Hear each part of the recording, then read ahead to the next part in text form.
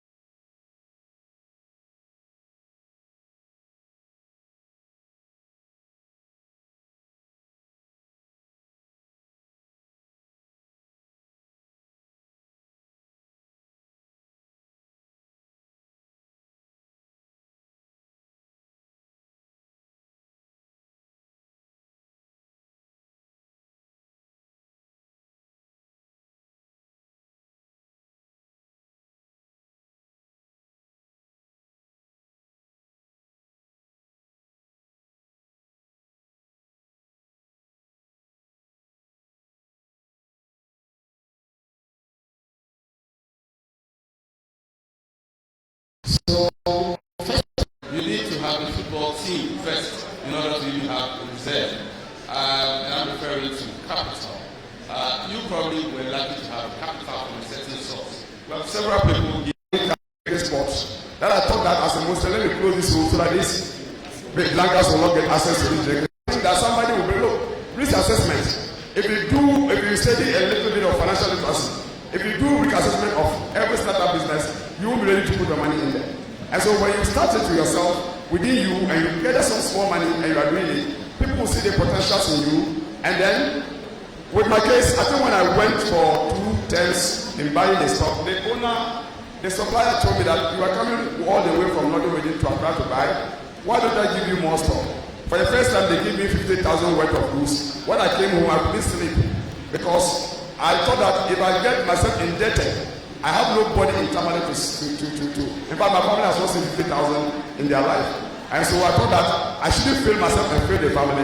I must pay this stock. So I was up and doing the supplying. And the moment I supplied and I had the supplier's money, I paid. So I built trust, and that was the social capital I built. And that has led me where I've gotten to. Thank you. Nice one. Mr. Rashid, so your business is in Tamale. But the kind of business you do is also one that thrives in areas where you have a lot of demand. And I know in business, you talk about demand and supply. And so in cities like Accra and Kumasi, you have the secondary schools. In Cape Coast, space there. The big universities are based there. The book writers, the authors are based in these areas. Those who do large printing are based in these areas. And so that business thrives in those kind of areas. But business also depends on setting, where you set up the business. You have set up your business in Tamale. An area that particularly is not as vibrant as the other cities I have mentioned. doing business in the northern region and Tamale particularly is always a challenge. And I'm sure a lot of business people here will agree with me. Now, to answer your question, I'll start with a scenario. There was a national competitive tender. Have the knowledge to imbibe what they call it, the rare skills that are not available here. In the end, we are printing, you know, this child, maternal health, a child health and record books. We are printing about 50,000 copies. I said my price is good. Don't worry about delivery. Leave that to me. And I got the job. So it's about how you articulate. There's about how you articulate your service proposition. Has the money been paid? No, so No. As my friend, I need to know. Let me conclude by saying that your value proposition is very important. What are you bringing to the market? What distinguishes you from the rest? What is the rare advantage that there is in your case? I enumerated mine by saying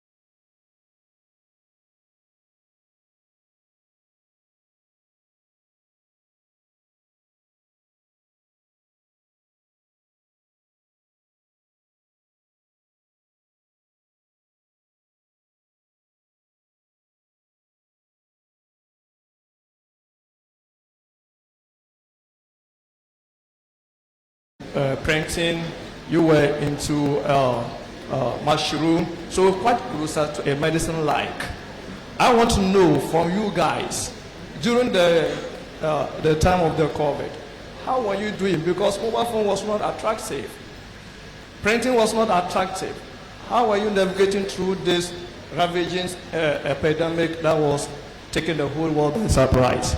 My next one I want to know is partnering. We haven't heard you mention how you are forging or partnering to other places. But if you have such a thing in mind, please kindly elaborate to us how you are partnering with the other agencies. Please, I've not finished. Very important. Transition. You haven't told us how you transiting. Because as of now you are living, I don't think you all have agenda to establish a business today and die and it is gone forever. What are you putting in place that in your demise that this business can still be thriving? And I also want to know your regret in this trajectory of business. Thank you very much. Okay, so I allowed you to go because you're the first questioner, but everybody is entitled to just one question, so we can have as many questions as possible. Yes, so Joel, please introduce yourself, the course you're reading, and then proceed. Thank you. My name is Joel, Procurement and Supply Chain Management. I just want to comment on your earlier question you threw to the panelists, and it had to do with how they were able to navigate considering the impact of COVID-19 and the Russia-Ukraine war. And I think one of them made mention that you have to build reserves. But I realized that not only did organizations or companies or businesses build reserves, but if you look at it critically, you realize that in the COVID-19 period, the technological advancement had a major boost that a lot of businesses that were able to adapt to technology had their businesses running. And those who could not, today are either collapsed or are now struggling. And I think every business that is established, its main focus has to do with solving a particular problem that is identified. And then having a restriction like COVID-19, where we find ourselves, the movement was in a way restricted, you had to find a way of reaching out to your customers and solving their needs. So with this, a lot of people had to employ technology so that you don't have to be moving to your business catchment. So that is just by way of contribution. Thank you. I'm done. There's a hand here. Yes. Thank you very much for giving me this opportunity. Yes, mine is a commendation to the school. As a graduate from the university, I took the initiative of what I've heard lectures being taught us. So at my usual rendezvous, I decided, after national service, I decided to go into agriculture. And through agriculture, the first year I found 4 acres. I had 4 bags of soybeans. The community were thinking that I would run away and leave them. But unfortunate on their part, unfortunate on my part, I went back. The following year, I used the same land. I had 38 bags of maize. Through that, I was able to ponder my life and started innovation. By then, I was not employed by government. Through that initiative, I farmed 2009 up to date. Fortunately, my 4 kids are in university, 3 are in university currently here. And 1 is in the Islamic University. Through my farm produce, I've been able to support them, including me who is here, pursuing MBA procurement. I didn't know because of through agriculture and the innovation that I've adapted through the university, I wouldn't have been able to achieve much. So I am grateful to University for the Department of Studies for bringing me up to this speed. Thank you very much. Thank you so much. Yes, we'll go over there and then I'm done. We'll come to the lady and then you, sir. Yeah, thank you very much. Good afternoon. My name is Isuf Ali Mohammed, Department of Finance. I think I have one question, but it comes in twofold. Most of our guest speakers here are already business men who are established and is operating. I don't know in a practical terms, how can someone with only a certain background who has no support from anywhere come out with capital to establish his business? That's the first point. Secondly, on the way to get funding or support from either colleagues, family, or donors, how can I present my business proposal so that a colleague or a donor or who is going to support cannot adopt certain idea to implement it? Because it's of usual when you go to discuss your business idea with your colleague, a donor or anybody else, you end up either being implemented by that same person or it can. Thank you very much. We have another.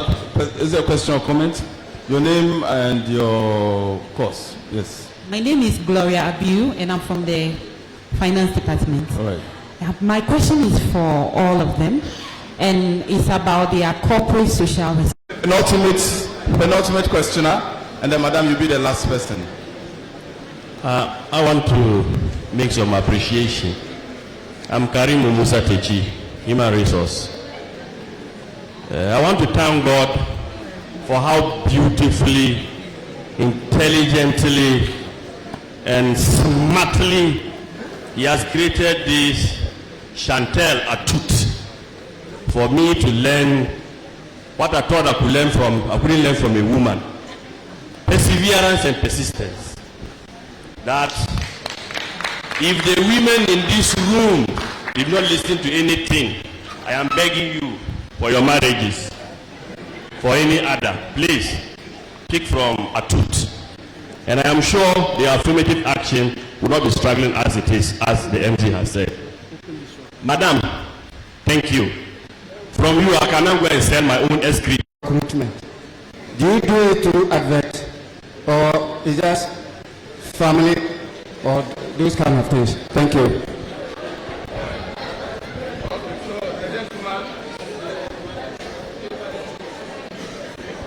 Hello. I'm Habib Selfu, MIS. During this discussion, there's one key word I've noted, and that is sustainability. And my own coining of the term sustainability refers to an enduring habit regarding an activity, an event, or a program. So in every business that we do, what is key is sustainability. Usually we say our attitude towards a project or a program when especially leave. Usually when donors found a project, what is now key after they have left is our ability to sustain the project. So the best change in every society is attitude.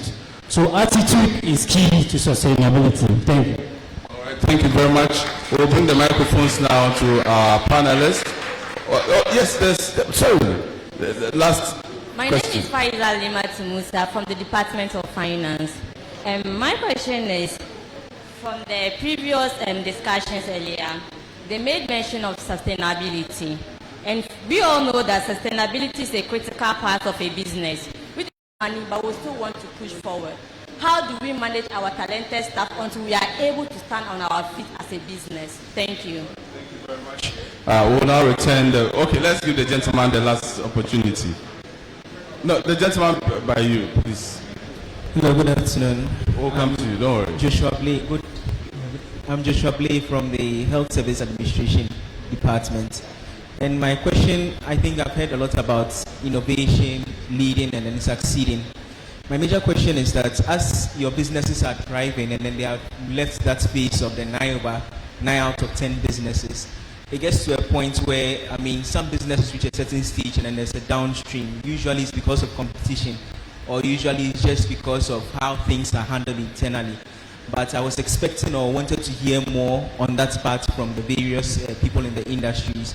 For instance, maybe in the mushroom business, there may not be competition here now. So what is being done in anticipation of competition that's going to come? what are some of the internal things that they have noted that can be able to cripple the business? I mean, she has left a phase where she's at a certain place where the business is thriving. So what